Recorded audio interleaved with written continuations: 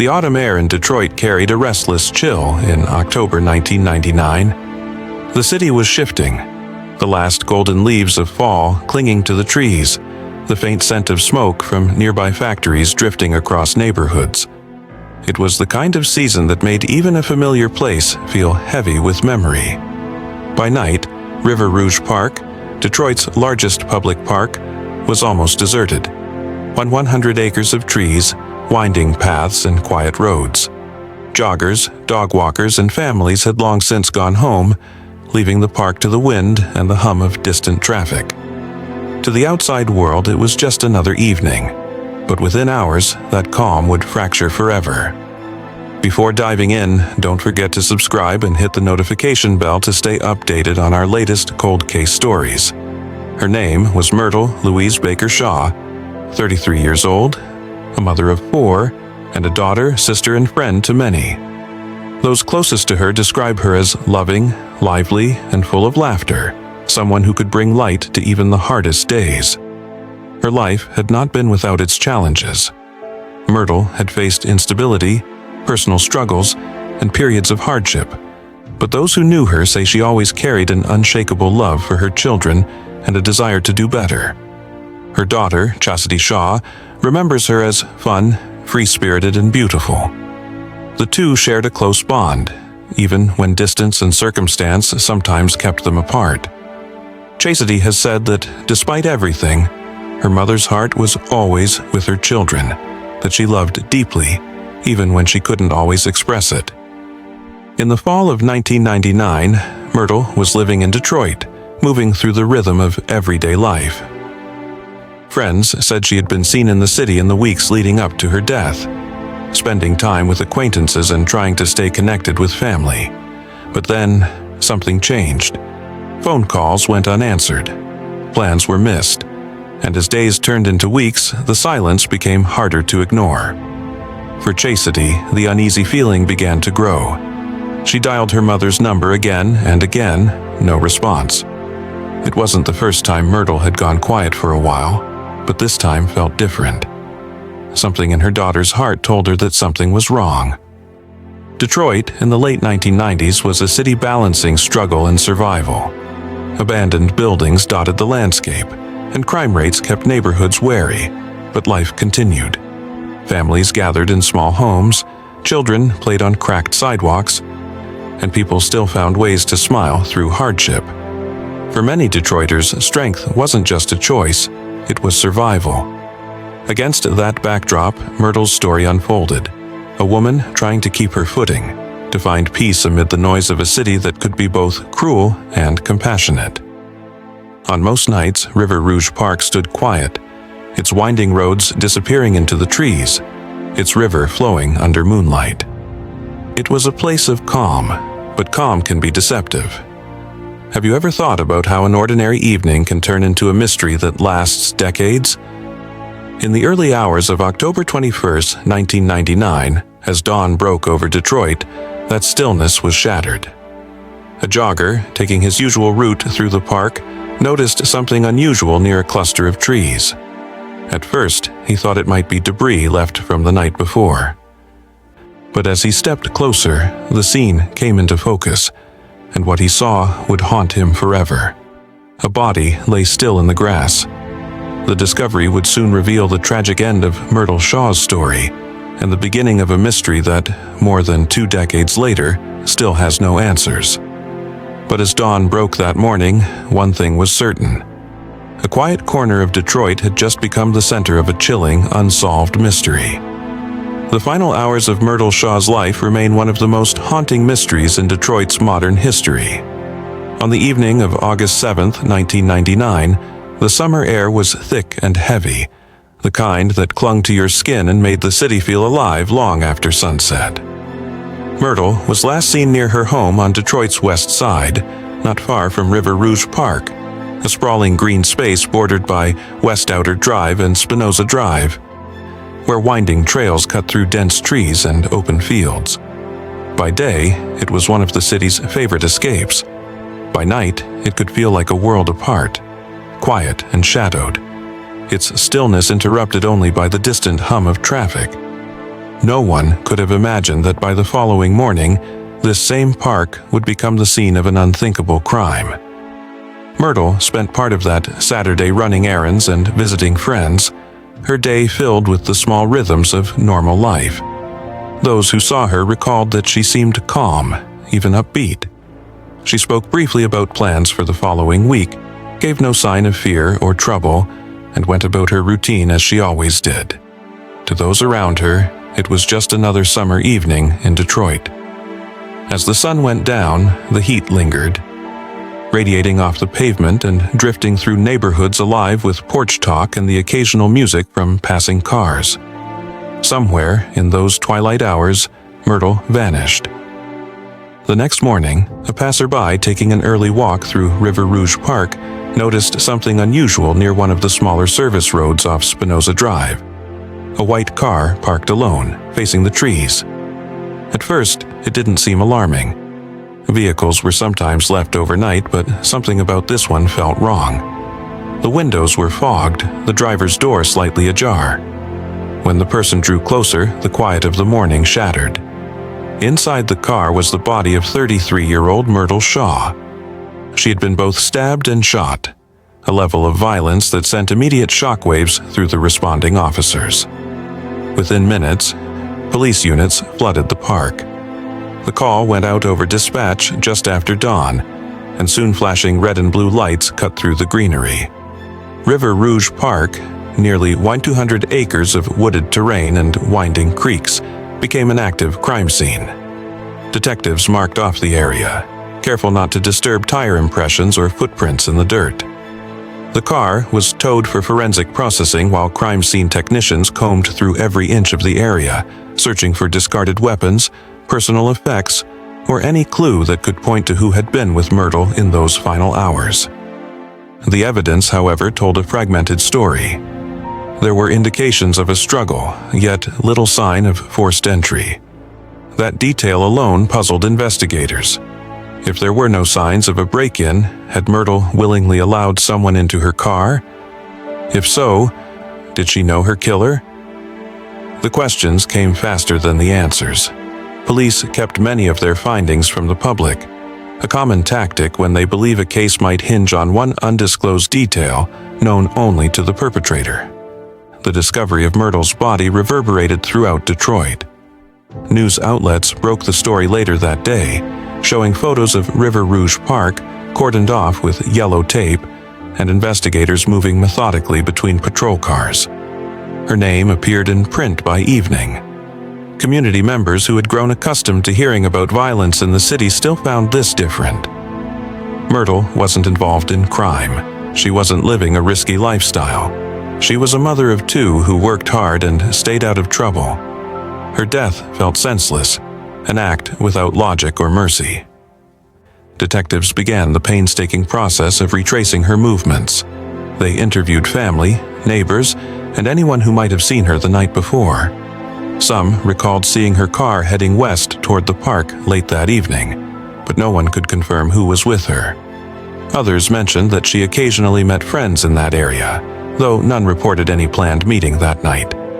Leads overlapped and contradicted one another, and with every new statement came another layer of confusion.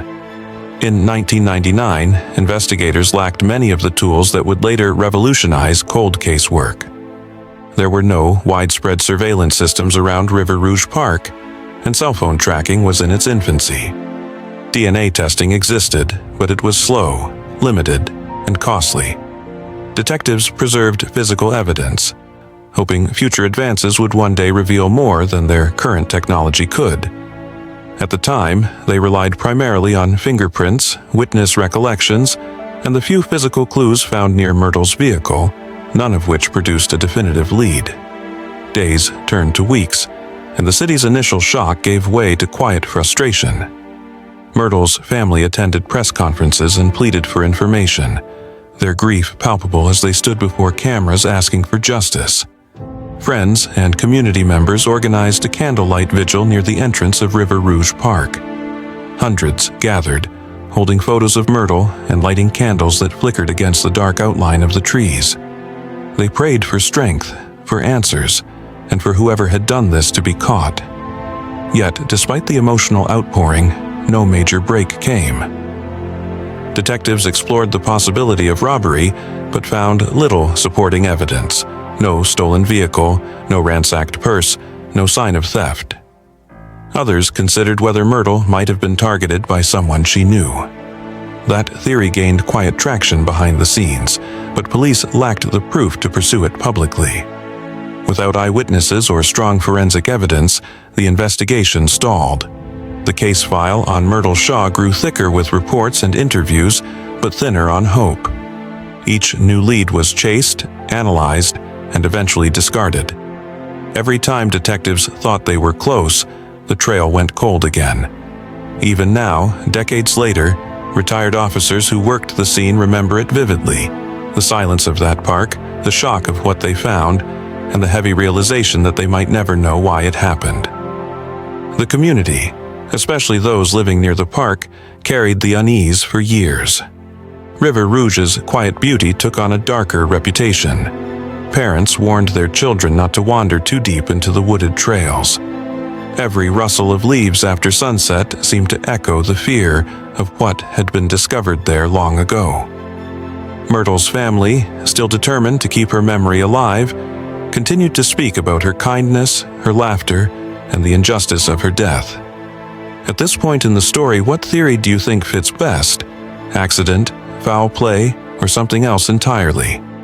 But when investigators began piecing together her final hours, the answers only raised more questions. The first light of morning stretched slowly across Detroit, catching on the dew that clung to blades of grass in River Rouge Park. It should have been a peaceful scene. Joggers starting their day, the faint hum of traffic from West Outer Drive, and the gentle rustle of leaves in the breeze. But on this particular morning in 1999, silence had settled like a heavy shroud. Police cars were still parked along the access road, their red and blue lights fading in and out against the mist. Inside the cordoned area, detectives worked quietly, their voices low, the atmosphere thick with both grief and determination. River Rouge Park was vast, nearly 200 acres of open fields, forested trails, and winding riverbanks. It was a place that represented escape and calm for many Detroit residents, a patch of nature amid an industrial city. But that morning, the familiar landmarks looked different. The wooden footbridge that crossed the Rouge River was marked with evidence tape. Every rustle in the underbrush seemed to draw the attention of investigators searching for something, anything, that could explain what had happened to Myrtle Shaw. Detectives from the Detroit Police Department's Homicide Division had arrived before dawn. They had been briefed quickly. A woman found in the park, signs of violence, no witnesses identified. Now, in the pale morning light, the scope of what they faced was clearer. Myrtle had not only been stabbed, she had been shot. A brutal double assault that pointed immediately to an act of personal rage or deliberate intent. One detective, a veteran of 2 decades, stood over the scene for several moments before quietly muttering to a colleague. Whoever did this wanted to make sure she didn't get back up. It was the kind of statement that stayed in the air long after it was spoken. Evidence technicians worked carefully, kneeling beside markers that dotted the grass like silent witnesses. Small flags marked the locations of shell casings. A piece of fabric snagged on a nearby branch was collected and sealed. The crime scene photographer documented everything, from Myrtle's final resting place to the faint impressions of footprints leading toward the trailhead. They knew the park's terrain would make their work difficult. A single gust of wind or a passerby's curiosity could disturb potential evidence. Officers stretched yellow tape wider, pushing back the growing crowd that had gathered at the perimeter. Word had spread quickly through nearby neighborhoods. Something terrible had happened in River Rouge Park, and people wanted to know what. Reporters from local stations soon appeared. Their vans parked along the road, camera lenses trained on the officers. Detroit's homicide rate had surged during the late 1990s, and another murder scene was grimly familiar territory. But there was something about this one, the violence of it, the location, that made it feel different. River Rouge Park was where families picnicked, where kids played baseball, where older couples walked hand in hand at sunset. Now, that familiar ground was stained by tragedy. Detectives began retracing Myrtle's last known movements. They interviewed relatives and friends, trying to construct a timeline. Myrtle had last been seen alive the previous evening. Some said she was visiting a friend on the city's west side. Others believed she might have gone for a late-night drive, something she occasionally did to clear her mind. There were no confirmed sightings after that point, no phone calls, no witnesses who saw her enter the park. Her car was not immediately located at the scene, leading investigators to consider whether she had been driven there, or if the attack had occurred elsewhere and she'd been left there afterward. Back at the precinct, detectives convened in a small, smoke-stained conference room. The city's homicide unit was stretched thin, handling hundreds of cases each year. Detroit in 1999 was a city in transition, still scarred by decades of economic decline and crime, but home to communities fighting to restore hope. Every detective in that room had seen far too much, yet each case carried its own weight. When Myrtle's name was added to the board, a quiet resolve took hold. They didn't know yet who she was beyond the evidence tags and reports, but they knew she mattered. As the investigation unfolded, technicians analyzed what little they could from the crime scene. DNA technology was still limited, used sparingly, and often reserved for cases with more definitive suspects. The physical evidence, fibers, prints, trace elements, offered few immediate breakthroughs. Detectives cross-referenced Myrtle's acquaintances and examined any prior police reports involving her. There was no sign of ongoing conflict or threats, nothing to suggest she had enemies. The randomness of the location made it harder. Rouge Park was accessible from multiple entrances and bordered by several neighborhoods. Anyone could have driven in under cover of darkness and disappeared into the night within minutes. For Myrtle's family, the waiting was unbearable. Her mother, overwhelmed by grief, sat with detectives as they gently asked for recent photos and information about Myrtle's life, her friends, her habits, her routines. Her daughter, Chastity, was still young, but she understood enough to know that her mother wasn't coming home. Family members described Myrtle as vibrant, funny, and devoted to her loved ones. She was the kind of person who could turn strangers into friends within minutes. That portrait, of warmth and resilience, stood in painful contrast to the cold brutality of her death. Detectives canvassed neighborhoods near the park, going door to door. Some residents reported hearing distant popping sounds late that night, around midnight or shortly after, possibly gunfire, though no one had called police at the time. Others mentioned seeing a dark sedan parked along the south entrance, lights off, engine idling. It was enough to note, but too vague to build upon. No one had seen the driver, and by the time officers canvassed the area, any trace of that vehicle was long gone. Within days, flyers appeared in corner stores, churches, and bus stops across Detroit. Myrtle's face, smiling and radiant in a family photo, stared back from the paper. The caption read simply, "Seeking justice for Myrtle Shaw." Community members organized small vigils at Rouge Park. Candles flickered in the night air, their light reflecting off the river that had borne silent witness to her final moments. People brought flowers and handwritten notes, promising that she would not be forgotten. Despite the mounting empathy from the community, the investigation faced the same roadblock that haunts so many unsolved cases: a lack of clear evidence. Every clue seemed to dissolve into uncertainty. The park yielded no usable fingerprints, no murder weapon, and no viable eyewitnesses. The few leads detectives chased either dead-ended or proved unreliable. Some speculated about robbery, but Myrtle's belongings were mostly intact. Others wondered if it was personal, a targeted act born of anger or betrayal. But without solid proof, these remained only questions whispered behind closed doors. As weeks passed, the story began to fade from the headlines. Detroit, like many large cities at the time, was overwhelmed with violent crime, and media attention often moved on quickly. Yet, inside the precinct, a small group of detectives refused to let Myrtle's case drift into silence. They revisited reports late into the night, searching for patterns that might link her death to other unsolved homicides in the area. There were similarities. Women attacked in secluded places, late at night, but nothing that could be tied conclusively. The case remained a puzzle with too many missing pieces. For Myrtle's family, each passing day without answers felt like another loss.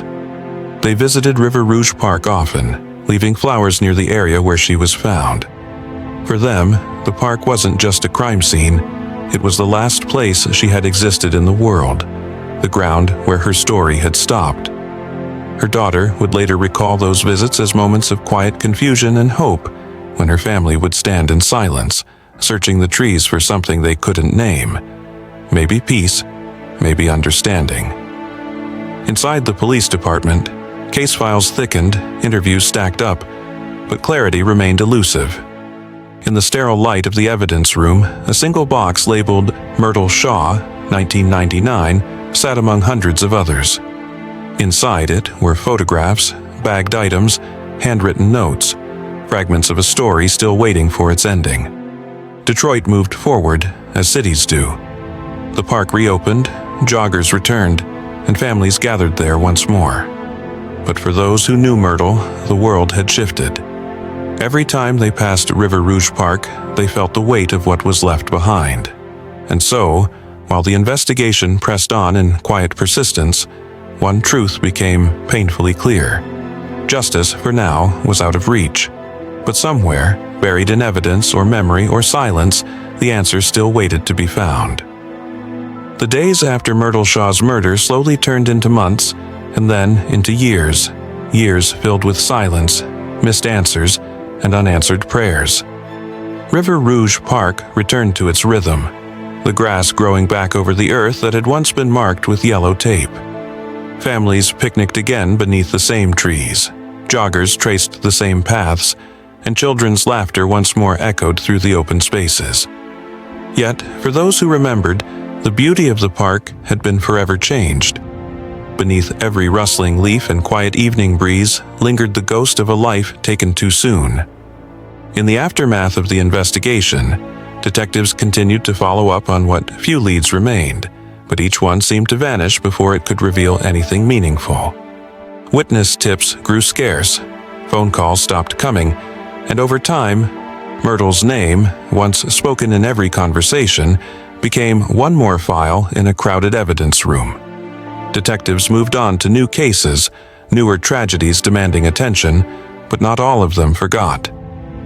Some, quietly, would admit years later that Myrtle's case was one of those that stayed with them, the kind that haunted the edges of their sleep, that they revisited in the stillness of an office long after the phones had stopped ringing. For Myrtle's family, however, time did not bring distance or comfort.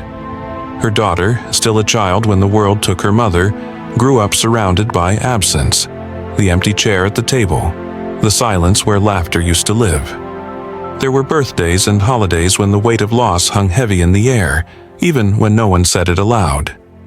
Myrtle's mother, heartbroken but resilient, became the anchor for the family.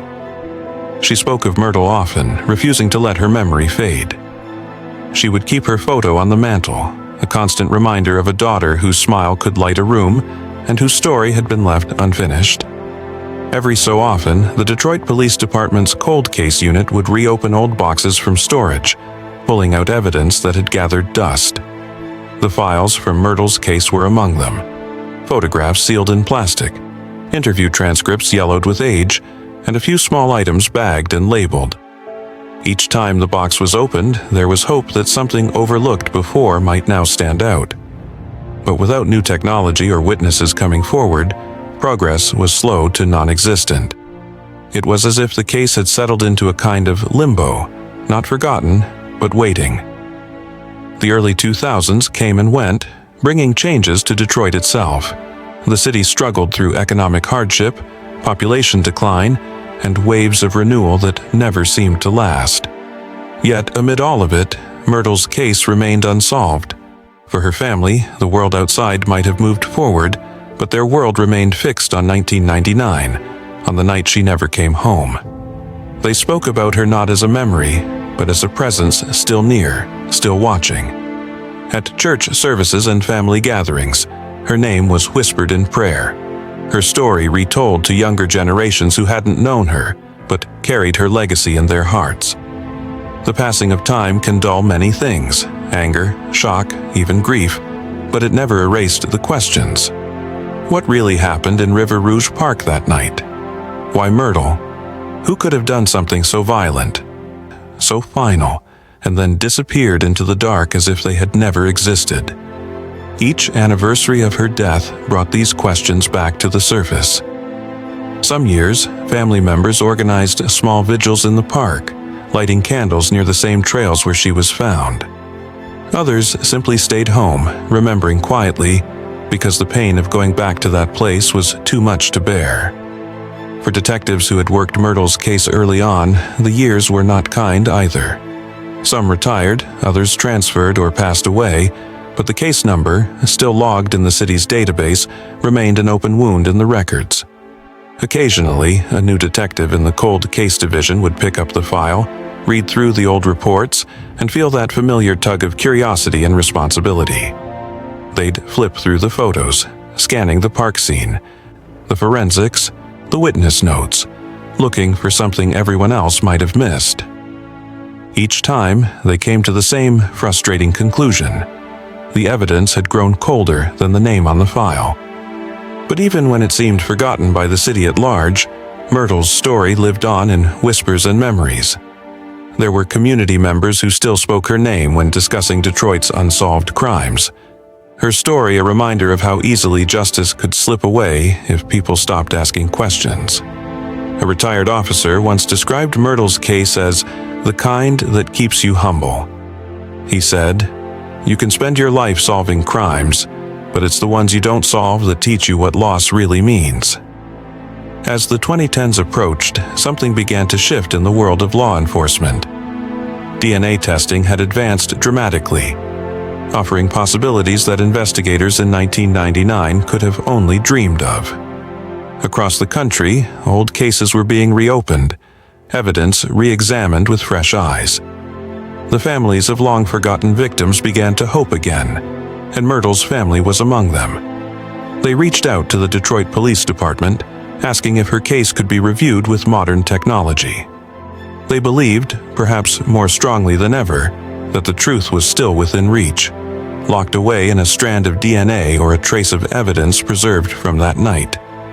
For a time, that hope reignited something in the community. Local advocates began calling attention to Detroit's backlog of unsolved cases, pushing for funding to revisit evidence using newer forensic techniques. Myrtle's name resurfaced in local media, mentioned in brief segments about the importance of solving old homicides. Though her case didn't immediately see results, the renewed attention mattered. It reminded people that the name Myrtle Shaw wasn't just part of a statistic. She had been a daughter, a mother, a friend, and her story still demanded an ending. Through the years, Myrtle's family kept her memory alive in every way they could. They shared her photos, her laughter, the small stories that made her real beyond the headlines. Her daughter, grown now, became one of the most consistent voices asking for justice. In interviews and statements, she spoke not just of pain, but of determination. "I believe someone out there knows what happened," she once said. "They may think too much time has passed, but time doesn't erase the truth." Her words carried both hope and exhaustion, the kind that comes from living too long in the shadow of unanswered questions. In Detroit's archives, Myrtle's case remained active, her evidence preserved under careful storage. Forensic specialists believed that one day, when technology advanced just a little further, even the smallest trace might reveal what investigators had missed. Until then, her family waited, not passively but faithfully. They knew that silence wasn't the same as defeat. Every so often, River Rouge Park still drew them back, not out of morbid curiosity, but for connection. Standing near the spot where their loved one's life ended, they found something unspoken there, a sense that even in tragedy, her spirit lingered. The rustle of leaves, the gentle hum of the river, the glow of city lights beyond the trees. It all felt like echoes of her presence. And yet, there was always the same question hanging in the air. How could a case like this remain unsolved for so long? How could so much time pass, and still no one be held accountable? It was a reflection not only of one family's grief, but of a larger truth, that justice, when delayed, casts long shadows that stretch across generations. By the end of the decade, the world had changed in countless ways. New technologies, new investigators, new possibilities. But Myrtle's story remained suspended, waiting for the right moment to be heard again. Every file, every fingerprint, every photograph held the same quiet plea. Don't let this be the end. For the family of Myrtle Shaw, those years between loss and renewal were not just empty spaces in time, they were a testament to endurance. They taught them that justice is not a moment. It is a lifetime of remembering, of asking, and of never giving up. So the city moved forward, but her story stayed. And though the years stretched on, one thing never changed: the promise that someday, somehow, someone would look again and finally bring the truth out of the shadows. The world had changed in the decades since Myrtle Shaw's life was taken. Technology that once seemed like science fiction had become an everyday reality. Across the country, detectives found themselves staring at old boxes, the kind that smelled faintly of paper and dust. Boxes that had once represented failure, but now held new promise.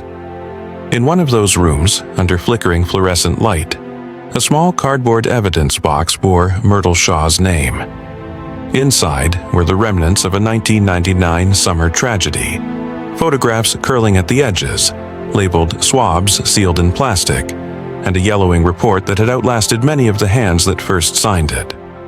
For investigators who remembered those days, reopening that box felt like reopening a wound. But it also meant something else, that hope had survived the years. For her daughter, Chastity Shaw, that hope had never faded.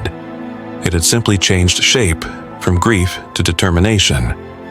She'd grown up in the shadow of her mother's absence.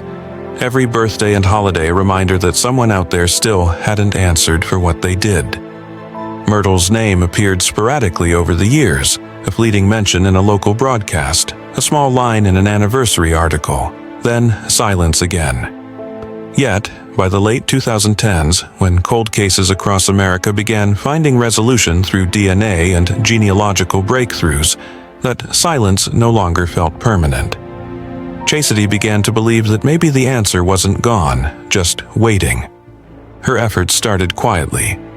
A message sent late one night to a small advocacy group, then another. She wrote about her mother's smile, about how Myrtle loved to laugh, how she had dreams that never had a chance to unfold. Each word felt like a spark, pulling her mother's name back into the light. Groups like Project Cold Case helped her understand how modern forensics had evolved, how one small biological trace, properly preserved, could now tell an entire story. The thought that a single cell of DNA could hold the truth about her mother's last moments lit something inside her that nothing could extinguish. Meanwhile, the Detroit Police Department, like many major urban agencies, was quietly reassessing decades of unsolved murders. Within rooms lined with file cabinets and silent memories, cold case detectives began listing evidence eligible for re-examination. The hum of new lab machinery replaced the analog quiet of the past. Algorithms, databases, and forensic genealogy had given science a voice louder than time. The combined DNA index system, CODIS, once a limited tool, now held millions of profiles. A single match could change everything. Still, there were hurdles. No one could be sure whether Myrtle's evidence had been preserved in conditions suitable for reanalysis. The files were old, the storage rooms had moved, and the chain of custody stretched back to a different era of policing. But the principle remained. You don't stop looking because time has passed. Every unsolved murder was a debt owed to the truth. Chastity refused to let bureaucracy quiet her resolve. She contacted journalists, spoke with investigators, and submitted her mother's case to multiple databases. Her outreach led to quiet meetings, long phone calls, and often silence, but she kept going. There were days she would sit in front of her computer, eyes tired, rereading the same case number, reminding herself that justice wasn't a date on the calendar, it was persistence. Her story began reaching more ears. In Detroit, reporters from the Free Press started looking back into unsolved cases from the late 1990s, exploring how forensic limitations had left families waiting decades for answers. Myrtle's case stood out. A brutal, unexplained murder in a public park, seemingly motiveless, and still unsolved after all this time. The contrast between the lively woman in family photos and the cold terminology of her case file, stabbed and shot to death, unsettled everyone who came across it. Experts interviewed for these features spoke with tempered optimism. All it takes is one viable sample, a forensic analyst explained. One strand of DNA that connects to a name. For Chastity, those words carried the weight of a lifetime. She often revisited Rouge Park, standing near the trail where her mother's life ended. The trees had grown denser, the paths cracked and faded, yet the air there felt unchanged, heavy, familiar, almost listening. Sometimes she'd close her eyes and imagine her mother walking beside her, sunlight catching her hair. Other times, she'd feel only the ache of absence and the hope that someone, somewhere, would see Myrtle's story and come forward. Online, her voice grew stronger. She joined virtual panels about unsolved crimes, speaking on behalf of families still waiting. Each post she made gathered attention from advocates and strangers alike. She was fun, free-spirited, and beautiful, Chastity would write. She didn't deserve what happened. Nobody does. Her persistence became a quiet force, steady, heartfelt, impossible to ignore. Behind the scenes, cold case investigators and lab analysts continued to push boundaries. Across the country, genealogical forensics was transforming once hopeless cases into solvable puzzles. A blood trace could lead to a surname.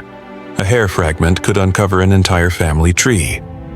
And though there had been no official announcement regarding Myrtle's case, murmurs began to ripple through online true crime forums and advocacy circles. People wondered, was her case being looked at again? Could her evidence still hold something after all these years? Chastity held on to that possibility. Her words echoed one evening during a community vigil for unsolved Detroit murders. I've learned that justice doesn't have an expiration date. Someone out there knows what happened to my mother, and we're not giving up. That sentence lingered long after the candles burned out.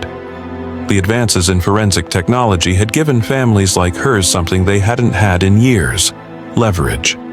Science had shifted the balance, returning power to those long silenced by circumstance. For every unsolved file reopened, for every cold trace reanalyzed, there was a flicker of hope that Myrtle's name might someday be followed by an answer instead of a question. And as digital archives, advocacy groups, and journalists worked together to spotlight forgotten victims, Myrtle's photograph began appearing once again, not as a relic of the past, but as a face still waiting for justice. It was no longer just a case number in Detroit's cold case database. It was a story, alive, unresolved, but no longer unseen. Do you think new forensic tools can truly solve a case this old? And though the years stretched on and answers remained elusive, a quiet truth pulsed through the search. Some stories refuse to fade. They linger, waiting for the moment when science, persistence, and memory finally converge.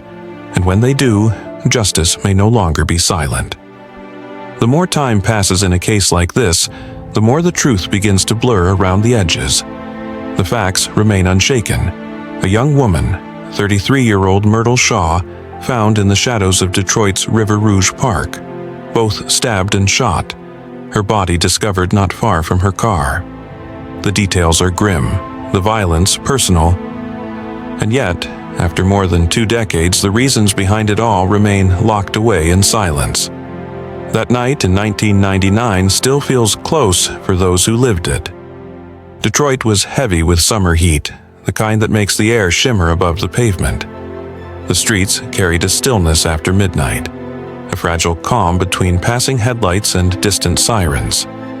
River Rouge Park stretched wide and unlit, its wooded trails swallowing the sound of the nearby freeway. Somewhere in that darkness, Myrtle's life ended, and a mystery began that still refuses to fade. In the early stages of the investigation, detectives tried to reconstruct her final movements.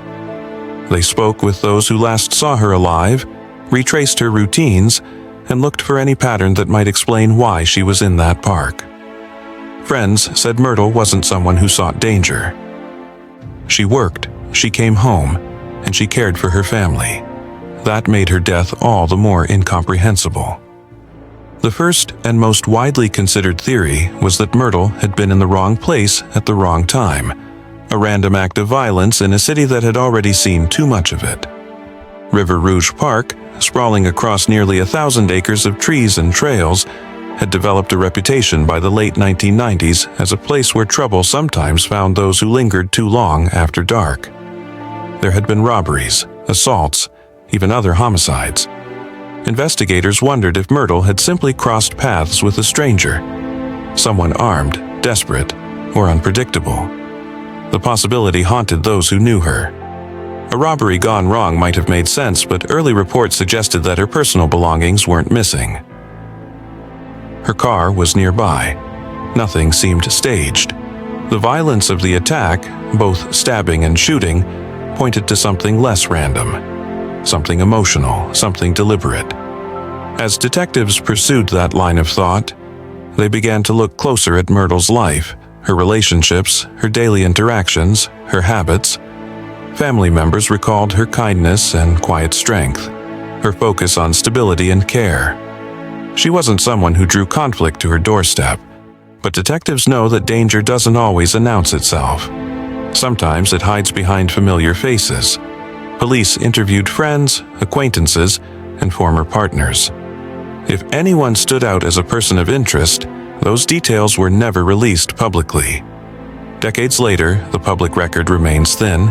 A few archived articles, brief mentions of evidence testing, and a deep void where answers should have been. No arrests followed, no motive surfaced, and without the connective tissue of forensic evidence, even the best theories withered with time. Still, those closest to Myrtle couldn't shake the feeling that she may have known her killer. The way she was attacked, with two distinct forms of violence, suggested emotion, rage, or fear. Not the detached impulse of a stranger, but the reaction of someone who had lost control. The theory of a personal conflict lingered quietly in the background, unproven but difficult to dismiss. Other theories formed and faded with the passing years. Some investigators wondered if Myrtle might have gone to the park to meet someone she trusted. The thought of it lingers painfully, that she could have walked into the darkness believing she was safe, unaware of what was waiting. Neighbors near the park recalled hearing cars around the time of the murder, engines revving, doors slamming, muffled voices, but no one could identify the vehicles. It was 1999, before the city's expansion of surveillance cameras. What little footage existed from gas stations and street corners was grainy, incomplete, or quickly overwritten. For detectives, it was like chasing shadows. Each lead dissolved under closer inspection. Each phone call ended in another dead end.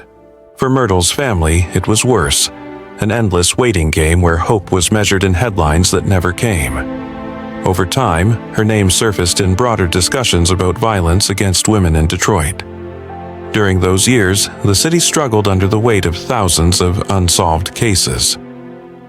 Some cold case investigators quietly wondered whether Myrtle's murder could have fit into a larger pattern, a possible serial connection among several women found in similar circumstances.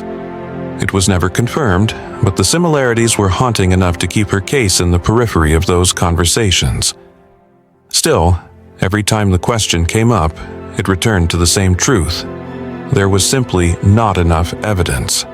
Not enough DNA, not enough witnesses, not enough time left in a system overwhelmed by tragedy. Myrtle's file, like so many others, became one among thousands waiting for technological progress to offer what human memory could not. The talk of evidence has always been a wound that never closed. Early reports indicate that evidence was gathered from the scene, but it's unclear how much has survived and in what condition. In recent years, Detroit's police department has been urged to revisit old cases like Myrtle's using modern forensic techniques, the same methods that have solved decades-old murders across the country.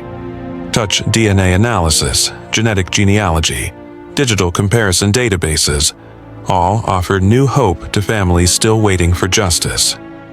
Myrtle's daughter, Chastity, has echoed that call publicly, joining a growing chorus of voices demanding that her mother's case not be forgotten.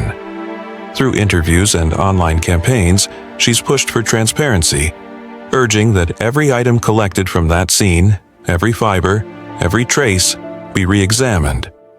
The plea is not for closure alone, but for accountability, for answers. The silence surrounding the case is as heavy as the summer air that night in 1999. The sound of cicadas, the rustle of leaves, the distant hum of the freeway, all of it must have filled the park then as it does now. Somewhere within that silence lies the truth, untouched but waiting. Each theory carries its own kind of heartbreak. The stranger in the park, the familiar face who turned violent, the meeting went wrong, the evidence that could speak if only someone would listen. None of them bring comfort, only possibilities. No arrests have ever been made. No confession has surfaced. The person responsible, whoever they are, has lived with that secret for over 2 decades. For Myrtle's family, the pain is constant, but so is the resolve. Every year, Chastity keeps her mother's name alive, ensuring the world remembers that a woman once stood beneath those same trees, once laughed, once loved, once mattered deeply, and still does. Have you ever wondered if, after all these years, the person responsible still walks among us? Or if the truth about that night in River Rouge Park has been buried forever, somewhere between silence and time? Time does strange things to memory. In the years since that summer night in 1999, the story of Myrtle Shaw has drifted in and out of the public eye, never fully gone, never fully remembered. For her family, though, it has never left. Each passing year has felt like a page that refuses to turn, a chapter left open in a book no one can finish. After Myrtle's death, her daughter, Chastity, was left to grow up with questions that no one could answer. Questions that echoed through every anniversary, every Mother's Day, every time she looked at old photographs and wondered what might have been different if justice had come sooner. For a long time, she believed, as many do, that time alone might bring answers. That DNA testing, new databases, or simply the right investigator would one day uncover the truth. But the years kept moving, and the case file stayed cold. The Bay County Sheriff's Office had long since shifted priorities, merging older unsolved cases into their cold case unit archives. In Detroit, where Myrtle's murder technically fell within the city's jurisdiction, the late 1990s backlog was massive. Evidence was boxed, indexed, and stored in rooms that most people would never see. Inside one of those boxes, marked by a simple case number, sat the last remaining traces of Myrtle's life, the records, photographs, and physical evidence that had once been handled with urgency and care. Every so often, the file would be reopened, re-examined, and then quietly set aside again. The notes inside tell a story of persistence, follow-ups that went nowhere, calls that were never returned, tips that came in too late to matter. The detective assigned to the case in the early 2000s eventually retired. Others inherited it, but with thousands of unsolved homicides in the region, resources were thin. Myrtle's case wasn't forgotten, but it was swallowed by time and bureaucracy, a familiar fate for so many victims of violent crime. Yet, as technology evolved, a faint light began to shine again. Across the United States, cold cases once thought unsolvable were being cracked open through genetic genealogy, a new frontier in forensic science. Decades-old DNA samples were suddenly yielding matches through distant relatives who had uploaded their genetic data to public databases. Arrests were being made in cases from the 1970s, 1980s, and 1990s. Families were finally hearing the words they had waited years for. We have a match. For Myrtle's family, these breakthroughs stirred a familiar mix of hope and heartache. Could the same happen for them? Had DNA been preserved properly back in 1999? Would there be enough material left to test? Those were the questions Chastity and her advocates began asking publicly in the early 2020s as awareness of the case grew on social media. The attention brought renewed pressure on local authorities. News outlets revisited the story, briefly shining a spotlight on Myrtle's name again. A local Detroit reporter featured the case in a 2022 article about unsolved homicides of women in River Rouge and surrounding neighborhoods, a chilling reminder that Myrtle's case was not isolated. Several women in the late 1990s and early 2000s had been found dead in or near city parks under suspicious circumstances. While police have never officially linked the cases, the similarities drew public interest. In one of those rare updates, a spokesperson from Detroit police confirmed that evidence in Myrtle Shaw's case still existed, though its current condition and whether it contained viable DNA was unclear. That small statement became a lifeline. For families like the Shaws, even uncertainty can be a form of hope. Behind the scenes, Chastity continued her fight. She started sharing her mother's story across online platforms, using whatever tools she could to reach people who might remember something: a name, a face, a sound from that night. "Someone knows what happened," she said in one interview, her voice calm but heavy. "It's just a matter of finding the one person willing to say it." Her words resonated.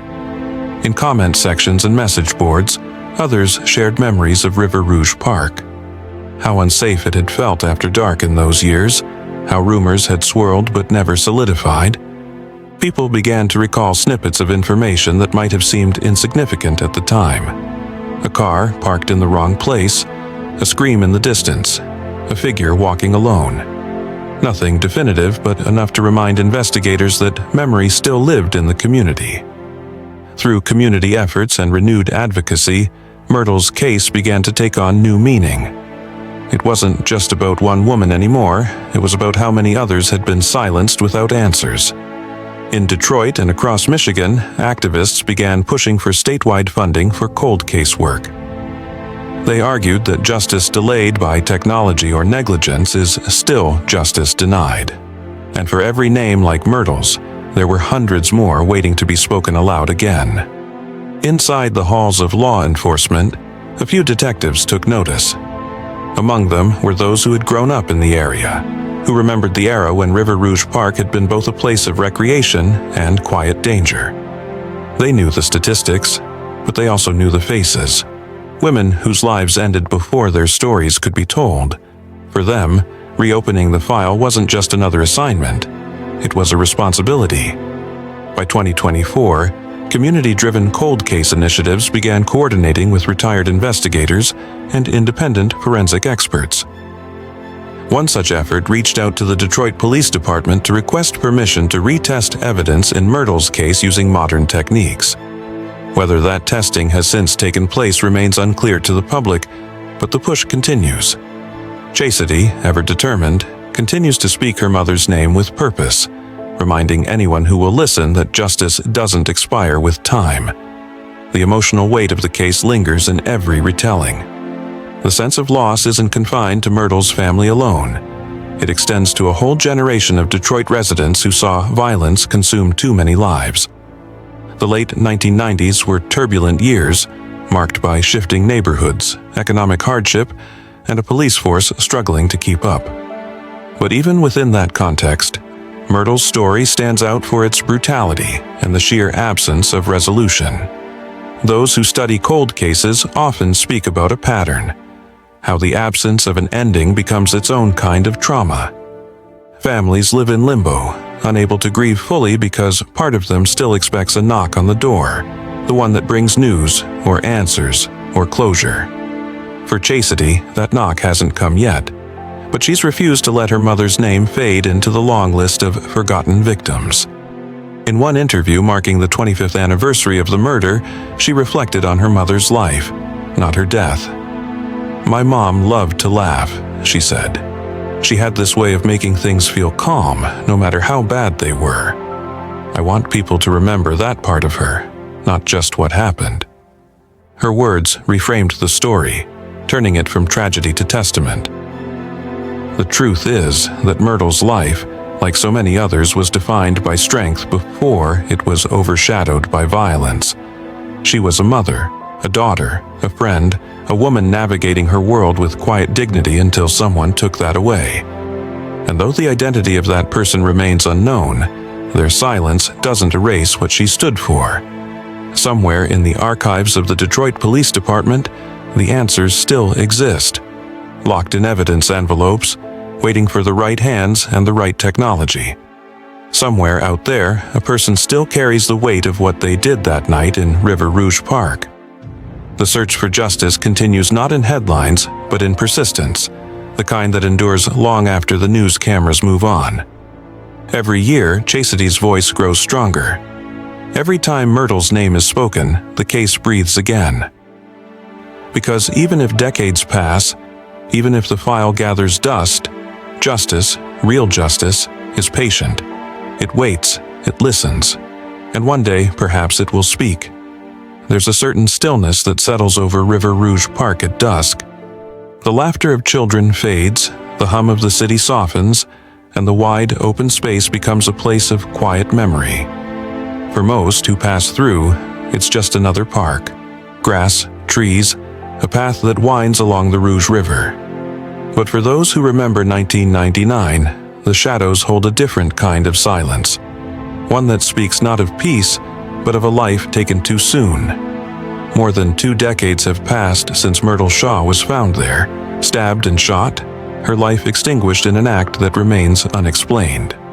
Yet the passage of time hasn't dulled her story. If anything, it has deepened it, transforming her case into something larger than a single tragedy. It has become a mirror, reflecting the way so many lives, particularly women's lives, can disappear into the background of a city that never stops moving. Those who knew Myrtle still talk about her the way one speaks of sunlight, with warmth, nostalgia, and the sharp sting of what's been lost. Friends remember her humor, her energy, and her unwavering dedication to her family. She was, by every account, a person who worked hard and loved deeply, a mother who carried her responsibilities with quiet grace. When she died, the hole she left behind was immense, stretching far beyond her family to touch everyone who had crossed her path. For her daughter, Chastity, Myrtle's absence became a lifelong shadow, something that shaped her understanding of the world and of justice itself. The years have brought both resilience and pain, victories and exhaustion. Each new wave of public attention brings hope, but also the familiar sting of waiting. There's no closure in a story without an ending, only the strength to keep it alive until the truth comes to light. The fight for justice in Myrtle's case has, over time, taken on a symbolic weight. It speaks to the thousands of unsolved murders across America, cases left dormant in evidence rooms, waiting for a match, a breakthrough, or a second chance. In Detroit alone, hundreds of families still wait. Some have grown old in that waiting. Others, like Chastity, have inherited the search, becoming advocates not just for their own loved ones, but for all victims whose names risk being forgotten. It's a reflection of how justice in America can sometimes move too slowly for the people who need it most. In the years following Myrtle's death, DNA testing advanced beyond what anyone in 1999 could have imagined. The possibility of identifying her killer through even a trace of biological material is now real. But real possibility doesn't always mean immediate action. Cold cases require funding, manpower, and a commitment to revisit what's been left behind, and that's often where the system falters. Still, something powerful happens when a story like Myrtle's continues to be told. Each retelling brings her name back into the light, her memory resisting erasure. It's in the way journalists, advocates, and online communities speak her name with reverence. It's in the renewed calls to the Detroit Police Department asking for updates, urging action. And it's in every person who hears her story and wonders how a case like this could remain unsolved for so long. The legacy of unsolved crimes isn't just written in police reports or forensic evidence. It's written in families and communities that refuse to forget. Over the years, vigils have been held in Detroit for victims of unsolved homicides. Myrtle's name has appeared among them, spoken aloud alongside others, candles flickering in the cool Michigan air. For a moment, each of those flames becomes a promise that the victims will not be reduced to statistics, that their stories will remain alive until the truth is found. And as the decades stretch on, the question that remains isn't only who killed Myrtle Shaw, but why hasn't the truth come to light? Was it a random act of violence, a robbery gone wrong, or something more personal? The lack of answers leaves behind only theories, ones that investigators have revisited but never confirmed. What endures, though, is the knowledge that someone out there knows. Someone remembers that night. For true crime investigators and advocates, cases like Myrtle's underscore the importance of time, how it can both erode and preserve. Evidence deteriorates, but records remain. People forget, but digital archives now ensure that these names will not vanish again. Podcasts, social media pages, and YouTube documentaries have all become tools in the modern search for justice. Through them, Myrtle's story has reached beyond Detroit, into the wider consciousness of people who care about truth, accountability, and remembrance. For the Cold Case Archive, Myrtle's case stands as a testament to endurance. Her story is one among countless others, but it resonates because of the humanity at its center. A woman whose life was taken. A daughter who refused to give up. A city still grappling with its ghosts. It's a reminder that justice isn't just about arrests and convictions. It's about recognition, acknowledgement, and the ongoing fight to make sure every story is told. In the quiet hours of the evening, when the park is empty and the city lights flicker in the distance, there's a feeling that lingers. Something between sorrow and strength. It's as though the land itself remembers what happened there. The stillness is heavy, but not hopeless. Because somewhere, someone is still talking about Myrtle. Somewhere, someone is still working the case, still believing that truth has a way of finding its way out of the dark. And if there's one thing her story proves, it's that silence does not mean surrender. Myrtle Shaw's name still lives in the voices that refuse to let her disappear. The fight for her justice is also the fight for everyone who's ever been forgotten by time. As the years continue to pass, the hope remains that one day the evidence will speak, the right person will come forward, and the story that began in tragedy will end in truth. Until then, her case stands not as a cold file but as a living reminder that justice, though delayed, is never truly gone. It waits, it watches, and it remembers. Thank you for joining us on this journey into the search for justice and the untold stories behind each case. Don't forget to subscribe to the channel to follow more revealed crime stories, and we'll see you in the next one.